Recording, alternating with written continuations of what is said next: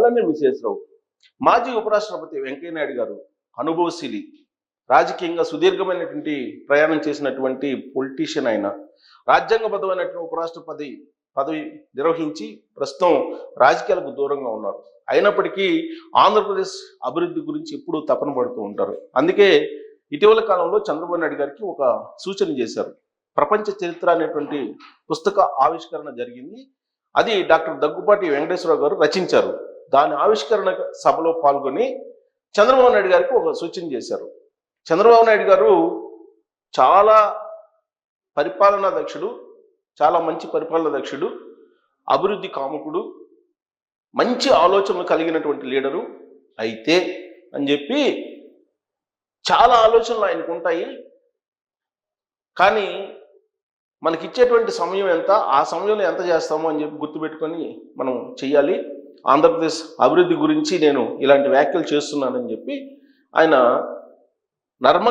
గర్భంగా చంద్రబాబు నాయుడు గారికి తెలియజేశారు. ఏంటి నర్మగర్భంగా ఏం తెలియజేశారని అంటే, చంద్రబాబు నాయుడు గారు ఎప్పుడు విజన్ విజన్ విజన్ అంటూ ఉంటారు. ఆ విజన్ వైపు పరుగు పెడుతూ ఉంటారు. ఆయన ఆ విజన్ వైపే దృష్టి పెడుతూ ఉంటారు. రాజకీయంగా నష్టపోతూ ఉంటారు. అందుకే చంద్రబాబు నాయుడు గారు 2004, 2019 ఎన్నికల్లో ఓడిపోవడానికి కారణం తనే అని చెప్పి ఒప్పుకున్నారు. ఒప్పుకొని అసెంబ్లీ వేదికగానే కార్యకర్తల్ని, పబ్లిక్ని పట్టించుకోలేదు, కొంచెం గ్యాప్ వచ్చింది. అందుకే నేను 2004లో 2019 ఎన్నికల్లో ఓడిపోవడం జరిగిందని విషయాన్ని కూడా చెప్పారు. మరి నిజంగా మారాడా చంద్రబాబు నాయుడు గారు? వెంకయ్యనాయుడు గారు చెప్పిన దాన్ని పరిగణలోకి తీసుకున్నారా? వెంకయ్యనాయుడు గారు చాలా సౌమ్యంగా, అర్థమయ్యేలాగా, చాలా దూరదృష్టితోటి ఆయన చెప్పారు. చంద్రబాబు నాయుడు గారి మనసు ఎరిగినటువంటి లీడర్గా చెప్పారు ఆయన. కానీ చంద్రబాబు నాయుడు గారు మారిపోతారు, వెంకయ్యనాయుడు గారు చెప్పినట్టే వింటారు అని చెప్పి చాలామంది అనుకున్నారు. కానీ ఆయన నిన్న అసెంబ్లీలో ఇచ్చినటువంటి స్పీచ్, అలాగే దిశానిర్దేశం, మంత్రులకు ఇచ్చినటువంటి దిశానిర్దేశం, ఎమ్మెల్యేలకు ఇచ్చినటువంటి దిశానిర్దేశం, వాటిని పరిశీలిస్తుంటే విజన్ నుంచి ఆయన పక్కకు పోలేదు, పక్కకు జరగలేదు. ఆయన ఏమంటున్నారు? ఆంధ్రప్రదేశ్ ప్రజలు 2047 నాటికి ప్రతి ఒక్కళ్ళు 55 లక్షల రూపాయలు ఏడాదికి సంపాదించేలాగా విజన్ తయారు చేశాను, ఆ విజన్ సాకారం కావాలని చెప్పి అంటున్నారు ఆయన.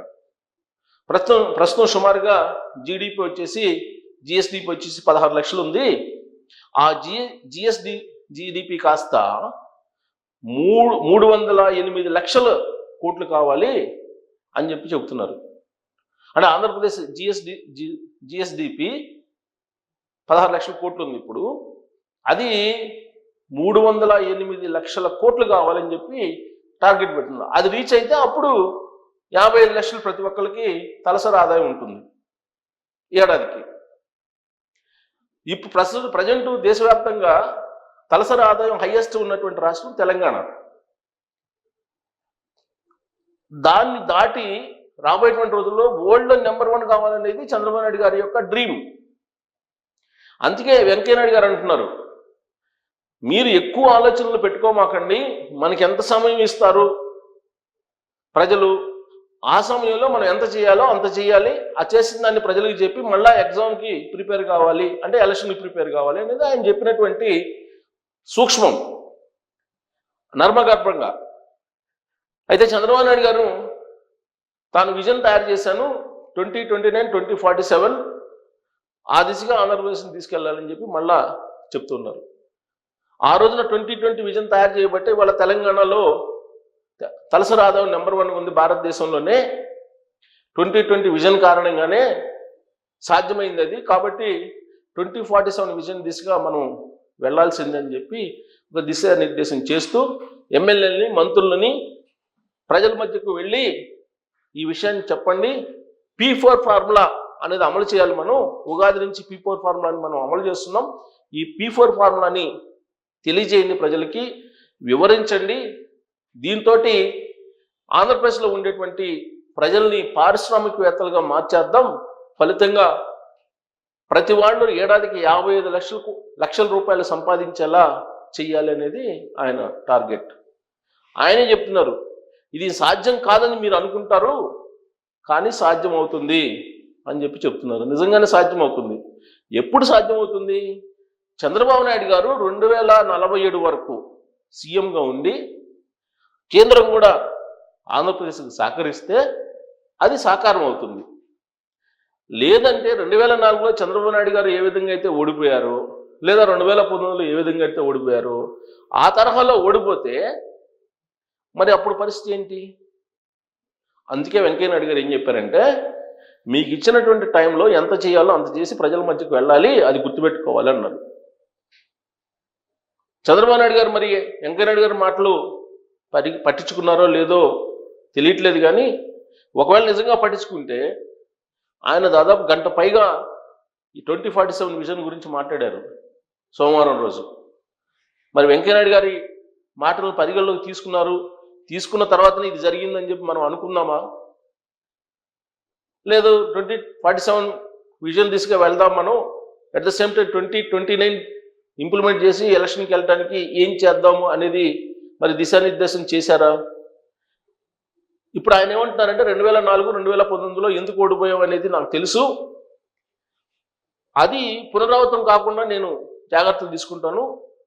ఆ 2 ఎలక్షన్లో ఓడిపోవడానికి ప్రధానమైనటువంటి కారణం కార్యకర్తలకు దూరం అవడం, సమన్వయం చేసుకోలేకపోవడం, ప్రజలకు తాను చేసినటువంటి పనుల్ని చెప్పుకోలేకపోవటం, ఈ కారణంగానే 2004, 2019 ఎన్నికల్లో ఓడిపోవడం జరిగింది అని చెప్పి ఆయన ఒక నిర్ధారణకు వచ్చేశారు. మరి ఇప్పుడు 2024లో ఆయన ముఖ్యమంత్రి అయ్యారు 4వసారి. మరి 2004లో ముఖ్యమంత్రి అయిన తర్వాత ఇప్పటి వరకు ఆయన చేసినటువంటి డెవలప్మెంట్ ఏంటంటే దాదాపు 9 నెలలు. ఈ 9 నెలల్లో 9 లక్షల రూపాయల విలువైన పెట్టుబడులు తీసుకొచ్చారు, పైగానే తీసుకొచ్చారు. అలాగే జాబ్స్ క్రియేట్ చేశారు. అమరావతి పునర్నిర్మాణానికి అన్ని రకాల హంగు ఆర్భాటాలను రెడీ చేశారు. పోలవరం నిర్మాణాన్ని పూర్తి చేయడానికి కేంద్ర ప్రభుత్వం నుంచి పూర్తి సహాయ సహకారాన్ని అందుకుంటూ ఉన్నారు. మరోవైపు విశాఖ రైల్వే జోన్కి సంబంధించినటువంటి పనులు జరుగుతూ ఉన్నాయి. ఇంకొక వైపు ఆల్రెడీ ఐటీ సెక్టార్ని రాబోయేటువంటి రోజుల్లో సాఫ్ట్వేర్ని కాస్త ఆర్టిఫిషియల్ ఇంటెలిజెన్స్గా దిశగా తీసుకెళ్ళడానికి లోకేష్ గారు ప్రయత్నం చేస్తున్నారు. మరి ఇవన్నీ ప్రజల మధ్యకి వెళ్తున్నాయా? డ్రోన్ టెక్నాలజీ కానీ, లేదా ఆర్టిఫిషియల్ ఇంటెలిజెన్స్ ద్వారా మనం చేసేటువంటి అభివృద్ధి కానీ, లేదా ఉద్యోగాల సృష్టి కానీ, ఇవన్నీ మీడియాలో రావటమే కానీ సామాన్య ప్రజలకు అర్థమయ్యేలా చెప్తున్నారా అని అంటే ఎమ్మెల్యేలు చెప్పట్లేదు అనేటువంటి భావాన్ని చంద్రబాబు నాయుడు గారే వ్యక్తం చేశారు. ప్రజల మధ్యకు వెళ్ళండి అని చెప్తున్నారు. పైగా ఇన్ఛార్జ్ మినిస్టర్స్ ఎవరైతే ఉన్నారో వాళ్ళు ఇనిషియేటివ్ తీసుకుని ప్రజల మధ్యకు వెళ్ళాలి, ప్రజల మధ్యకు వెళ్ళటం లేదు అని చెప్తున్నారు. అటు మినిస్టర్స్ ఇది, ఇటు ఎమ్మెల్యేలది ఎప్పటికప్పుడు గ్రాఫ్ తయారు చేస్తున్నారు. మరి 50% ఎమ్మెల్యేలు కానీ లేదా మినిస్టర్స్ కానీ అప్ టు మార్క్ లేదు అనేది చంద్రబాబు నాయుడు గారి దగ్గర ఉన్నటువంటి డేటా. ఇది పార్టీ వర్గాల నుంచి వినిపిస్తుంది. మరి ఇలాంటి పరిస్థితుల్లో 2047 దిశగా పబ్లిక్ని లేదంటే కార్యకర్తలని లీడర్షిప్ని మళ్ళిస్తే 2029 సంగతి ఏంటి అని ప్రశ్నిస్తూ ఉన్నారు. మరి ఒకవేళ 2029లో మిస్ఫైర్ అయితే అప్పుడు మళ్ళా తెలుగుదేశం పార్టీ లేదంటే కూటమి ప్రభుత్వం అధికారంలో రాకపోతే పరిస్థితి ఏంటి అనేది నర్మగర్భంగా వెంకయ్య నాయుడు గారు ఆ వేదిక మీద ఆయన ఆలోచింపు చేసేలా మాట్లాడారు. అందుకే ఫస్ట్ 2029 గురించి ఆలోచించండి, అప్పుడు మళ్ళా అభివృద్ధికి బాటలు వేయచ్చు. మనకి ఎంత టైం ఇచ్చారో ఆ టైంలో ఎంత చేయగలిగాము, ఎంత చేసాము, ఎంత ప్రజలకు అది తీసుకెళ్ళాము అనేటువంటి యాంగిల్లో ఆలోచించమని చెప్పారు.